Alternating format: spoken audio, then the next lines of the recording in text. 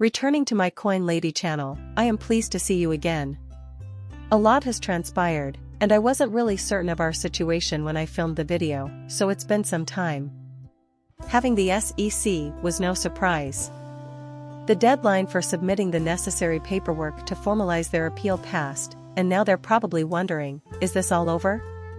Is that all? Really? Obviously not. Because of their sheer incompetence, the SEC failed to meet the deadline. Their form was backdated and submitted the following day. Mark Fagles informed us that the appeals case would be dismissed due to a procedural form that was submitted one day late. In the SEC's instance, it's likely not. You better believe that would be plastered all over Red Rover if it were either of us. Our time together has come to an end, and it is tragic. The government doesn't operate in that manner. The appeal continues. "Oh, it's meaningless," is a common response I get. It has no significance. What complete and utter bullshit. I must admit, it has significance. The largest constructor, the most important factor, the most significant source of funding for XRP ledger development is an ongoing lawsuit with the US government, specifically the SEC. It must have some significance. The situation is not as catastrophic as it was in December 2020. We'll be just fine. If the lawsuit could be resolved without interfering with us, that would be ideal. But this provides us with a good foundation, so we can work with it. We proceed. In light of Laura Shin's announcement that Vice President Kamala Harris is considering a possible replacement for SEC head Gary Gensler, I will inform you about this. In and of itself, I don't believe he needs a replacement. I believe things will be better now that the administration sees cryptocurrency from a fresh perspective. You are also familiar with Gary Gensler, who represents the opposing side of President Trump. Not long from now, Gary Gensler. Under Trump's administration, he will not cooperate. He'll be gone in no time. But even that isn't instantaneous. This was demonstrated by Jay Clayton. It took a while to confirm Gary Gensler after he stepped down in December. Furthermore, it's not as if they're handling the Ripple case. On the first day, they would need to decide which cases to proceed with and which ones to drop altogether. That requires some planning and time. Regardless of the outcome of this election, I believe a new age will dawn. This is not due to any particular candidate's stance on cryptocurrency, rather, it is the future. There is a great deal of money at stake, and politicians are known to be corrupt. Moreover, I believe that this topic will inevitably transcend party lines. Whoever wins will have a profound impact on that setting. Of course, we can accommodate either situation. By mining the XRP ledger for useful analytics, Dr. Artours is making significant progress.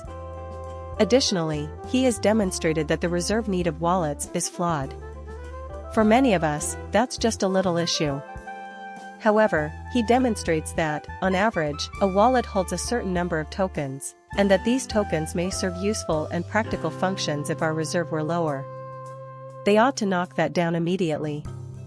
Maybe we'd have a look. I expect him to vote to reduce it to 1 when he agrees. This will activate dormant capital, which is fine since it is locked up and cannot be traded, I suppose, but it will set things in action. Tokens can be used for sending payments and purchasing other tokens. Instead than sitting in a useless reserve, I believe we should have XRP moving. Which means this might be a major one for us. We can only hope that comes to pass. Swell, RL. USD's big announcement is set to launch on both the XRP ledger and the Ethereum blockchain at the same time. That made me nervous.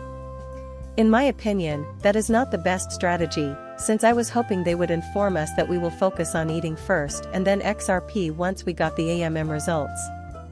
That's not the path they're taking. Together with their news announcement, they played up the fact that it will be simultaneous, and I was also messaged by someone from Ripple with some blurbs about the announcement. They confirmed it as well. It's going to take place on the Ethereum blockchain and ledger, which is bullish in my opinion. What we need is an XRP ledger that incorporates an additional feature, a value play, compared to the previous one. Everything is building on top of last time's performance, and I'm convinced we're going to crush it. Now, if they can fix that ammunition, we can fully utilize RLUSD. I find it to be considerably more intriguing. As far as I can tell, a solution is currently being developed. Doing this takes effort. It's not without risk, but it's within our realm of possibility. That would be extremely bullish for early in the new year. MMS will begin accepting RLUSD once they go active. Feel the surge of value, activity, and liquidity on the chain. That is going to have far-reaching consequences. Finally, as I mentioned before, this is only the launch. Everything can shift in an instant. In my opinion, the launch partners could have been more impressive. We now have Bitstamp BIT support, so you know, all the usual suspects that repo deals with. The fact that it provides them with worldwide coverage is a plus. So, they have that where it's required to pay with RLUSD. That being said, we are still waiting for RLUSD to be actively implemented and put to use. In my opinion, that will significantly enhance the XRP ledger. On a global scale, I believe we require certain top-tier exchanges.